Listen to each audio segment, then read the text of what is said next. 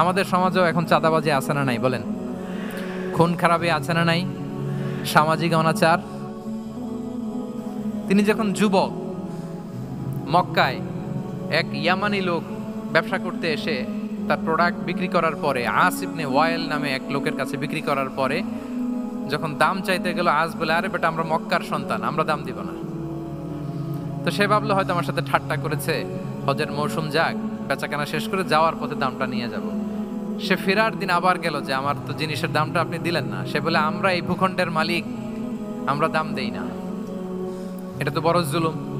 সে কান্নাকাটি শুরু করলো। তার এই কান্নাকাটি দেখে আল্লাহ রাসূল সাল্লাল্লাহু আলাইহি ওয়াসাল্লাম ওনার চাচা জুবাইর ইবনে আব্দুল মুত্তালিব সহ ইয়াং স্টার যারা আছে, দ্য ইয়ুথ অফ মক্কা, তাদের সবাইকে নিয়ে একটা সোসাইটি করলেন। এই যে আমরা হালাফুল ফুদুলের নাম শুনি না, যেটা বাংলায় আমরা কি বলি হিলফুল ফুজুল, এই নামে তো অনেক সংগঠন আছে বাংলাদেশে। কি বলেন, যুবকরা কোনো সংগঠন করলে কমনলি এই নামটা পছন্দ করে, হিলফুল ফুজুল। আসলে এটার মূল নাম ছিল হালাফুল মুত্তাইয়িবিন।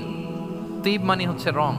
রাসূল সাল্লাল্লাহু আলাইহি ওয়াসাল্লাম সবাই মিলে, তখন জাহিলি যুগে একটা কালচার ছিল, বালতি ভর্তি রঙের ভেতরে হাত ঢুকিয়ে দিত, দিয়ে এই রং সমেত হাতটা তারা পাথরের মধ্যে লাগাতো, সবার হাত ওইখানে দিত। মানে আমরা হাতে হাত রেখে কমিটেড, আমরা ঐক্যবদ্ধ হলাম।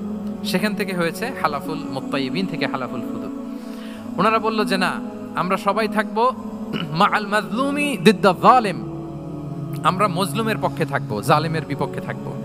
এবং যেই প্রতিজ্ঞা ওই কাজ, সবাই মিলে আস ইবনে ওয়াইলকে ধরলো, তার কাছ থেকে টাকা আদায় করে ওই ইয়ামানি ব্যবসায়ীর কাছে পৌঁছে দিয়ে তিনি মাজলুমকে সহায়তা করেছেন। সুবহানাল্লাহ। এবং এই টেন্ডেন্সি, এই জুলুম, চাঁদাবাজি যেগুলো ছিল মক্কার জমিনে, রাসূল সাল্লাল্লাহু আলাইহি ওয়াসাল্লাম এই সোশ্যাল রিফর্মের মাধ্যমে এটাকে সংস্কার করেছেন। তাহলে এই যে রিফর্ম সেন্ট্রিক আমাদের হইতে হবে। আমাদের সমাজেও এখন চাঁদাবাজি আছে না নাই বলেন? খুন খারাপি আছে না নাই? সামাজিক অনাচার। তাহলে ঐক্যবদ্ধ হইতে হবে আমাদেরকে রিফর্মের জন্য। যুবক যারা আমরা আছি, যাদেরকে আল্লাহ আমাদের বলার সুযোগ দিয়েছে, লেখার সুযোগ দিয়েছে, ফিল্ডে কাজের সুযোগ দিয়েছে, আমরা সবসময় মজলুমের পক্ষে থাকবো, আমরা সবসময় জালেমের বিপক্ষে থাকবো। আমাদের নীরবতা আর আমাদের নিশ্চুপ থাকাই জালিমদেরকে আরো বড় বড় জালিম বানিয়েছে। এজন্য নাহনু মাআল মাজলুম দিদ্দা যালিম, এটা হচ্ছে আমাদের স্লোগান। আমরা কাদের সাথে? মজলুমের সাথে। আওয়াজ করে বলেন, কার সাথে? ইত্তাকু দাওয়াতাল মাজলুম। রাসূল সাল্লাল্লাহু আলাইহি ওয়াসাল্লাম বলেন, তোমরা মাজলুমের কান্নাকে ভয় করো, কেননা মাজলুমের কান্না আর আল্লাহর মাঝে কোনো ফারাক থাকে না, কোনো পর্দা থাকে না, বদদোয়া করলেই কবুল হয়ে যায়। তাহলে এভাবে রাসূলুল্লাহ সাল্লাল্লাহু আলাইহি ওয়া আলিহি ওয়াসাল্লাম তিনি সোশ্যাল রিফর্ম করেছেন। আমরা যদি ওনার পলিটিক্যাল রিফর্মের দিকে তাকাই, তাহলে দেখব যে আমরা যদি কনস্টিটিউশন অফ মদিনার কথা বলি, মদিনার কনস্টিটিউশন, এটা কিন্তু রাসূল সাল্লাল্লাহু আলাইহি ওয়াসাল্লাম করেছেন। মদিনা চার্টার, এত চমৎকার চার্টার পৃথিবী আর দেখেনি। ওইটা থেকেই এখন সব গোটা বিশ্বের সংবিধান। এই যে আমাদের সংবিধান সংস্কার কমিশন আছে না একটা, নিশ্চয়ই তারা ওইটা থেকে অনেক বেনিফিটেড হতে পারবেন। আমাদের যে মদিনা চার্টার, রাসূল সাল্লাল্লাহু আলাইহি ওয়াসাল্লাম নিজে করা, এবং এটা একটা ইনক্লুসিভ চার্টার ছিল। মুসলিম, পেগানস, জুইশ, সব ধর্মের মানুষকে নিয়ে তিনি মদিনাতে ওয়ান উম্মাহ ঘোষণা দিয়েছিলেন। ওয়ান উম্মাহ, উই আর ওয়ান উম্মাহ। হোক তুমি পেগান মুশরিক, হোক তুমি জুইশ মানে ইহুদি, হোক তুমি মুসলিম, তুমি যেই ধর্মের হও না কেন, মদিনাকে রক্ষা করতে যে আমরা সবাই মিলে উম্মাহ ওয়াহিদা, আমরা সবাই মিলে কি উম্মাহ ওয়াহিদা। পৃথিবীর অনেক দেশ এই আইডিওলজিকে ধারণ করে হু হু করে এগিয়ে গিয়েছে।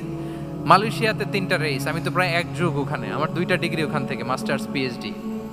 সো আমি কাছ থেকে তাদেরকে দেখার সুযোগ পেয়েছি। ওখানে মালয়েরা আছে, তামিলরা আছে, চাইনিজরা আছে, 3 জাতি মিলে ওদের স্লোগান হচ্ছে সাতু মালয়েশিয়া। মালয় ভাষায় সাতু মানে হচ্ছে ওয়ান, মালয় ভাষায় সাতু মানে কি ওয়ান। সাতু মালয়েশিয়া মানে আমরা হতে পারি চাইনিজ, হতে পারি তামিল, কিংবা হতে পারি মালয় ভূমিপুত্রা, কিন্তু সবাই মিলে দেশের স্বার্থে আমরা সবাই কি এক। এটাই লাগবে আমাদের নতুন বাংলাদেশে।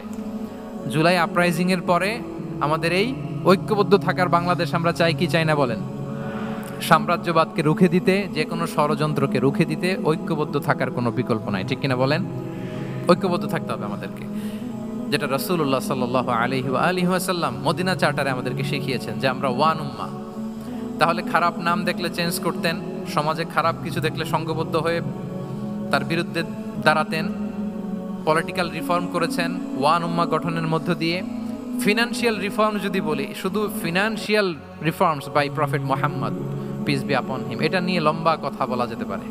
বিদায় হজের ভাষণে উনি সুদকে চিরতরে কবরস্থ করেছেন, সুদকে চিরতরে কবরস্থ করেছেন, এবং এটা অন্যের জন্য না, নিজের ঘর দিয়ে শুরু করেছেন। উনি বলেছেন যে এই হানাহানি রক্তপাত এটা বন্ধ, আমার গোত্রের একটা এরকম রক্তের দাবি আছে, এটা আমি শেষ ঘোষণা করলাম। এরপর বললেন যে সুদ কবর দিলাম, অন্য জায়গা থেকে না, আমার পরিবার থেকে। রাসূল ইসলামের চাচা স্বয়ং আব্বাস রাদিয়াল্লাহু তাআলা আনহুর অনেক সুদের ট্রানজ্যাকশন ছিল, ইন্টারেস্ট, সুদের ব্যবসা ছিল। রাসূল সাল্লাল্লাহু আলাইহি ওয়াসাল্লাম বলেন আজকে থেকে এই সুদ আমি চিরতরে মাটির নিচে কবর দিয়ে দিলাম। আল্লাহু আকবার। দেখেন সোশ্যাল রিফর্ম। তাহলে পরিবর্তন করতে হলে আগে নিজের ঘর থেকে, আগে কোত্থেকে, নাকি ওই ফ্যামিলি থেকে? হ্যাঁ, আমাদের মধ্যে যেটা হয়, আমরা ওয়াজ নসিহত বা ভালো কথা শুনলেই এটাকে ধরে নিই যে এটা ওর জন্য, ওর জন্য, মানে প্রত্যেকটা ওয়াজে যে আমার জন্য হইতে পারে, প্রত্যেকটা নসিহাতের যে প্রাইম অডিয়েন্স আমি হইতে পারি, এইটা আমাদের মাথায় কেন যেন আসে না। আমরা কোনো ভালো নসিহত শুনলে আমরা ভাবি এটা আসলে সমাজে দরকার, ওর দরকার, আমার ভাইয়ের দরকার, কিন্তু এটা যে আমার দরকার, প্রতিটা নাসিহাতের প্রথম অডিয়েন্স হওয়া দরকার কে? আমি নিজে। তাহলে পরিবর্তন শুরু করতে হবে নিজ থেকে। ওর এই সমস্যা, ওর এই সমস্যা, ওর এটা, আরে মিয়া তোমার কি সমস্যা ওইটা বলো। শুধু ওর ওর না দেখে নিজেরটাও দেখতে হবে। দেখেন অন্যের দিকে এক আঙ্গুল দেখালে নিজের দিকে কয় আঙ্গুল যায় বলেন তো? এই যে নিজের দিকে কিন্তু তিনটা। আমি যদি এরকম করি তা আমার দিকে আসে তিনটা। এজন্য নিজ থেকে, নিজের ফ্যামিলি থেকে আমরা সংস্কার শুরু করব। কি বলেন?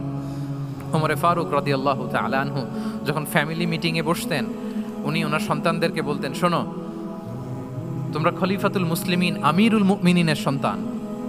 তোমাদের কোনো বাজে কাজ যদি সমাজে আসে, তোমাদের কোনো অন্যায় যদি আমার কানে আসে, অন্যের জন্য যা শাস্তি তোমাদের জন্য হবে ডবল শাস্তি।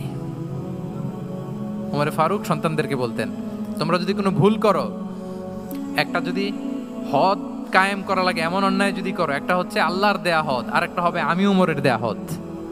কারণ আমার মতো খলিফাতুল মুসলিমিনের সন্তান হয়ে এই পাপ তুমি কেন করলে? দেখেন অন্যের বাচ্চা কি করছে, অন্যের, আমাদের তো ওই মেয়েটার সমস্যা, ওনার ছেলের সমস্যা, এগুলো আমার ছেলের যে কি অবস্থা, আমার পরিবারের যে কি হালাত, আমার স্ত্রীর যে কি দশা, ওইটা নিয়ে আমরা ভ্রুক্ষেপ করি না বা চিন্তা করি না। রিফর্ম সেন্ট্রিক মাইন্ডসেট, মানে রাসূল সাল্লাল্লাহু আলাইহি ওয়াসাল্লাম সংস্কারবাদী ছিলেন আর কি। ভুলভাল দেখলে রিফর্ম করতেন, ইসলাহ করতেন, সংস্কার। এখন তো এই যে অনেকগুলো সংস্কার কমিটি হলো দেখলাম বাংলাদেশে, খুব সুন্দর, বিভিন্ন বিষয়ে সংস্কার হচ্ছে। এবং স্বাধীনতার পরে, আমাদের বয়স তো আর বেশি না, মানে সব দলের লোকেরা মিলে একসাথে এরকম বসা, এরপর রাষ্ট্রীয় ইস্যু নিয়ে ডিসকাস করা, এরপর মাঝে মাঝে আবার ওয়ার্কআউট করা, আবার একটু মিষ্টি ঝগড়া করা, আবার একটু ফান করা, এই সব কিছুর মধ্য দিয়ে জাতির জন্য ভাবা, নতুন নতুন চিন্তা প্রণয়ন, that's very good, I do appreciate, এটা দরকার। এমন বাংলাদেশই তো আমরা চেয়েছিলাম, ঠিক কিনা বলেন? এই যে রিফর্ম হচ্ছে, এটা অ্যাপ্রিসিয়েবল। রাসূল সাল্লাল্লাহু আলাইহি ওয়াসাল্লামের কিন্তু এই রিফর্ম সেন্ট্রিক মাইন্ডসেট ছিল। অন্যায় দেখলে, ভুলভাল দেখলে, অসঙ্গতি দেখলে, ইনকনসিস্টেন্সি দেখলে শুধরে দিতেন। শুদ্ধাচার অভিযান চালিয়েছেন মক্কাতেও, মদিনাতেও, রিফর্ম করতেন। সব খারাপকে তিনি ভালো দিয়ে পরিবর্তন করে দিতেন।